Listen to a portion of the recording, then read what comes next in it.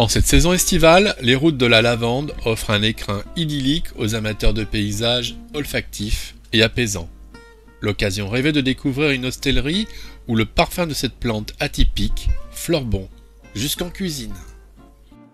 Je suis installé là depuis des années, je viens des Hautes-Alpes et pour moi ce pays de Sceaux était quand même une découverte. Je suis arrivé en 93, donc j'ai acheté cette maison un peu par hasard. L'espace m'a plu déjà, j'ai senti les bonnes vibrations du lieu si vous voulez, mais en plus ce que j'ai senti c'est que j'ai eu de la chance, je suis entré en cuisine et j'ai une très belle, une grande baie vitrée qui donne sur l'espace extérieur. Et comme pour moi ma réflexion intérieure, je me dis bon c'est vrai, dans les Hautes-Alpes on a l'esprit et la largeur de nos vallées, donc malheureusement c'est pas péjoratif, c'est pas méchant, mais c'est vrai c'est un peu ça parce qu'on voit pas le côté extérieur.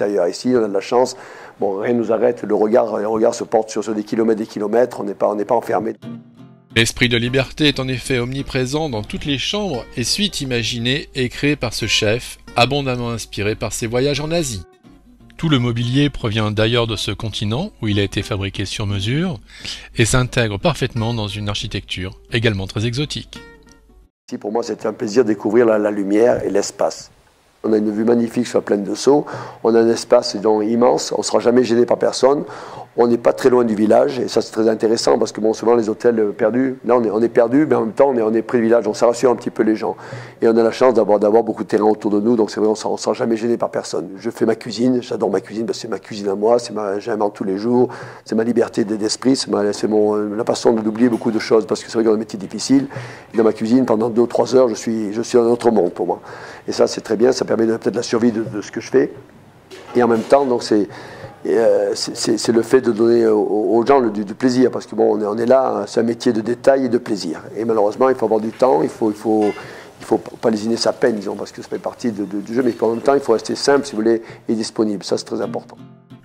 La cuisine de ce chef exprime ses qualités à travers des saveurs authentiques.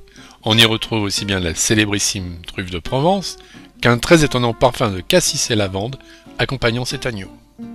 La lavande, c'était amusant parce que ce plat-là, le plat de l'agneau donc la fleur de lavande, je l'ai créé en Hautes-Alpes. Avant que je vienne ici, donc c'est vraiment un hasard des choses. Et puis arrivé dans ce pays avec la lavande autour de nous, bon, j'ai essayé de faire cette cuisine à base de lavande. Mais c'est une cuisine qui est très difficile, très délicate, parce que c'est vrai que la lavande, ça a vite fait de dépasser des normes, si vous voulez, où ça devient du parfum.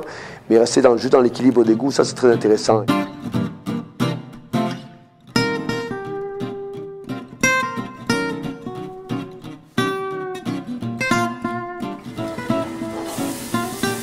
C'est fantastique, vous avez un produit qui arrive, hop, l'idée jaillit, hop, et on fonce dedans, et ça j'adore. Et c'est pour ça que je change de menu tous les jours, parce que pour moi je ne peux pas répéter la cuisine, parce que sinon ça devient une routine. Si on commence à dire lundi, mardi, mercredi, jeudi, vendredi, samedi, c'est pas du tout amusant ce pays, c'est quand même merveilleux, parce qu'on se trouve en Provence, c'est quand même le jardin de la France, on a les meilleurs produits, donc après il faut chercher les gens, il faut trouver les bons partenaires, mais c'est vrai qu'il y a plein de petits producteurs ici qui vivent des légumes. Franchement, des fois, on a des trucs qui arrivent, vous goûtez, mais même des fois c'est même difficile de les faire cuire parce qu'on se dit attends c'est tellement bon comme ça naturellement, comment on peut garder de la saveur sans essayer de tout casser.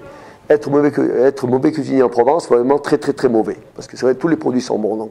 Et si on arrive à garder cette identité de goût et dire ça c'est très intéressant, parce qu'il y a tout, les herbes, il y a tout sous la main.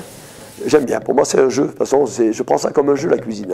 C'est un jeu, c'est comme un peintre, c'est comme un musicien, c'est comme, voilà, ça fait partie de là, il faut que ça jaillisse, il faut pas rechercher pendant des heures et des heures pour trouver pourquoi et c'est comprendre, non, il faut que ce soit naturel, et ça j'aime bien cette cuisine d'instinct, et ça je trouve ça c'est génial.